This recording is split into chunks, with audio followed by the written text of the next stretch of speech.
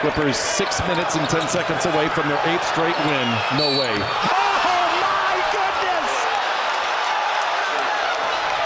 Oh my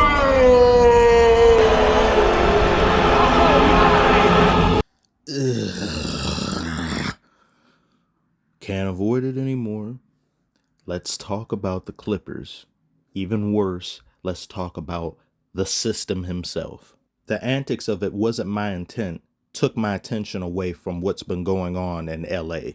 Lakers thought the season was over after the in-season tournament, so they've lost 4 or 5. Meanwhile, the Clippers are on a 9-game winning streak. And if saying that sentence didn't burn my vocal cords, this certainly will. Primarily, this 9-game winning streak is due in large part to the system himself. For nearly 10 games, he's been averaging 20 points, 5 rebounds, 10 assists on 45% shooting, and 45% from 3. You ever just want to hate and you can't? You hear about a friend having a good time, good things happening to them, or some other friends maybe pointing it out. You just want to say, shut up. Stop smiling, everyone. In desperate times like this, we need to create new vernacular. I'm going to coin a phrase, respectfully hating, or hating respectfully. It can be said one way or the other. There's some people that mention, you just don't like this. You don't want to give anyone credit. I have always given players credit, regardless of how I feel about them when they do good. And I will now do so. I might as well just say his name. Okay, here we go.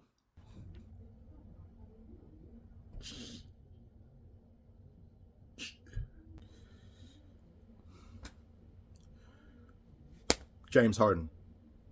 Ow. It's my bad hand. Painful shit. Painful. Get haircut.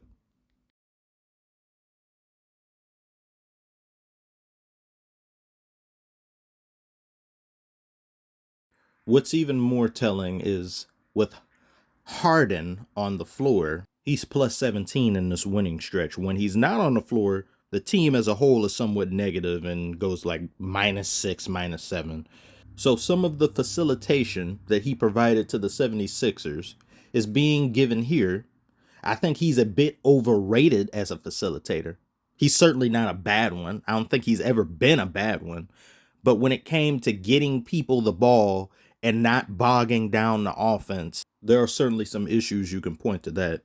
With him being here, it's opened up Kawhi to be able to do more things. It's opened up Paul George to get the ball, catch and shoot, as well as other things that Paul George does when he's not having scoring droughts and seemingly unimpressive games. He's looked more like himself as of late, and you have Russell Westbrook providing energy and production off the bench. You've got your 4 stars playing like stars. You've got your supporting unit giving you all that they can and then some. All of this has culminated into a synergy that the Clippers have displayed these past 9 games, even going so far as to beat their deadbeat father, being the Dallas Mavericks last night, which I just hate to see it. You even got Kawhi over here happy, joyous. Smile.exe has finally been downloaded, and the adamantium procedure has at last been completed. It only took 6 years. The Clippers finally look like they're coming into their own. They're finally getting it. The chemistry is finally bearing fruit. And you've got Harden, who can benefit from the fact that he isn't the number 1 or the number 2 option, but he can put up numbers like one. He's been averaging his 20 points on good efficiency without really having to try to get any of these shots, really, because you've got Kawhi over here averaging 29, damn near 30 in these past 10 games. And he's looking like the best player in the West, certainly one of the best players in the NBA, and he hasn't missed a game.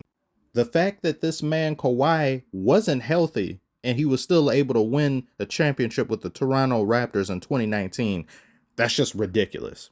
And they were calling him the best player in the world then. So now we have a healthy version of that same player, a happy version, someone who wants to be where he is. Highly scary, certainly bad news for every other team in the NBA.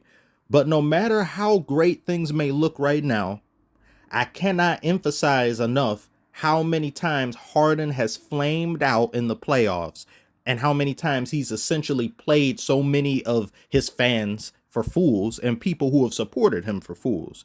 Because you can look great in the regular season. But can you finally do this and keep up this production in the playoffs? What happens if Paul George's shot isn't falling and he's just disappearing like he tends to do? You would then have to be upgraded to the number 2 option. And are you going to be able to put up number 2 numbers? Are you going to show up and not defer? And this has nothing to do with my disliking of Harden in particular, because if any player has shown you time and time again that they are a serial choker, a habitual one at that, that player in question is going to need something momentous in the way of a big eraser to make you forget the past. And what is that for Harden? A trip to the finals, winning the finals. That would certainly shut me and a bunch of other people up. And it would make so much cleaner that dirty washcloth of a legacy that he has if he were to win a championship. The optics still wouldn't look good exactly because you quit multiple teams to get here. And on each team you were on, you had more than great chances to win a championship. And you were paired alongside stars who can help grant you access to the finals and can get you to where you needed to go. So many stars have come through the NBA and haven't had a running man and haven't had a great team. And Harden has had all of those things and have found ways to simply not capitalize on them. This is really championship or bust for the Clippers. I don't see this group being able to just come back next year if things don't work out this one. I know history has shown us when teams make massive trades and they assemble some stars, it almost always never works out the very first year. It usually takes 2 years sometimes. But with Lakers, with the AD trade and LeBron, they were able to do it in their first year. It's not too many times that happen. It's like single-digit amounts in NBA history. So if the Clippers are able to win this, it justifies anything that kind of comes afterward. Even if they don't make it next year, winning a championship regardless would do so much for Clippers organization, especially with a new arena that Steve Ballmer is building. It's supposed to open next year, soon to be this year, 2024. So what better way to christen a new arena than with a championship banner? My disgust for the Clippers only became so once Harden arrived on this team. Prior to him coming here, I wasn't really too hot about them just because of the injuries.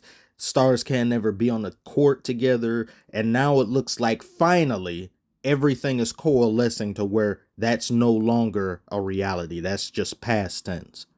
And I am always a fan of beautiful basketball, great play, great effort, and the Clippers are starting to showcase that. We'll see how things turn out. If something goes awry and buffoonery starts to happen, you best believe I will be there no matter what. Thank you so much for watching. Tell me what you guys think about the Clippers. Do you think they can win the finals this year? Like, subscribe if you're new. Thank you so much for watching. And I want to especially thank each and every single one of you for your thoughts and sympathies in me dealing with this stupid nagging injury that is only getting better. So I'll be back in full form sooner rather than later. Let's win this game tonight. No!